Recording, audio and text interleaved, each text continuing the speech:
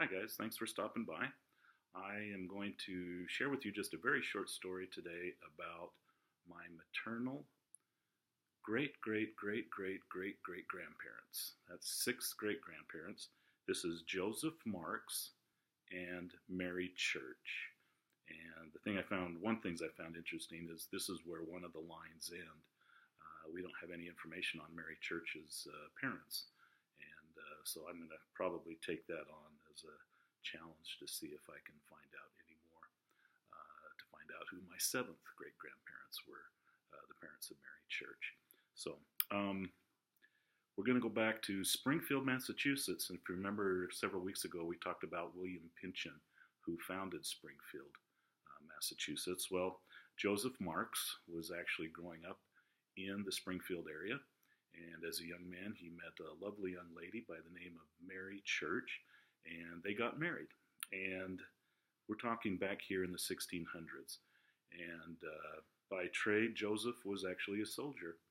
And in the year was 1685, he was sent to the cities of Albany and Schenectady, New York, to protect the settlers there against the French and the Indians.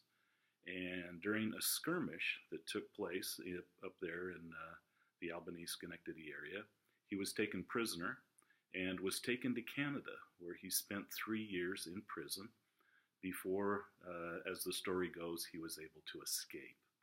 And he returned back to Springfield, Massachusetts, and as a result of that, he was awarded 60 acres in a place called Brookfield, Massachusetts, which is, I think, about halfway between Springfield and Boston.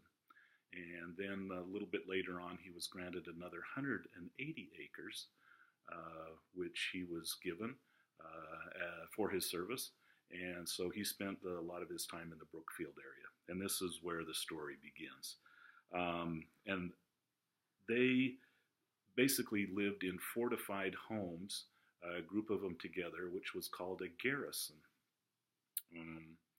And one day, the wife of Joseph Marks, who, of course, my maternal sixth great grandmother, Mary Marks, was alone, and she noticed that there were a group of hostile Indians in the neighborhood of the garrison who were planning an attack, and they were waiting for a favorable opportunity to attack this garrison. Well, I'm going to read you the account as it's given here.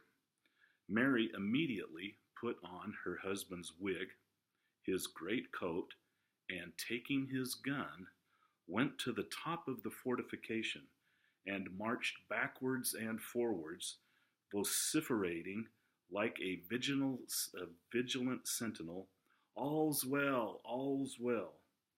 This led the Indians to believe that they could not take the place by surprise, and fearing an open and protracted assault, they retreated.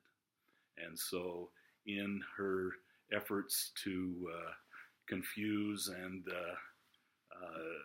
deceive these Indians, Mary pretended to be one of the sentinels on the wall, declaring to everybody that all was well and that they were indeed well fortified and protected, when in reality they were not. So kind of a cute story. I enjoyed that. I can see her up there with a coat that was too big, trying to lug a gun around, and with a powdered wig. I'm sure it was a sight to behold, but nevertheless, it did work in this case, and I think that was kind of an interesting one. So again, hope you have a great day, and we'll talk to you again next week.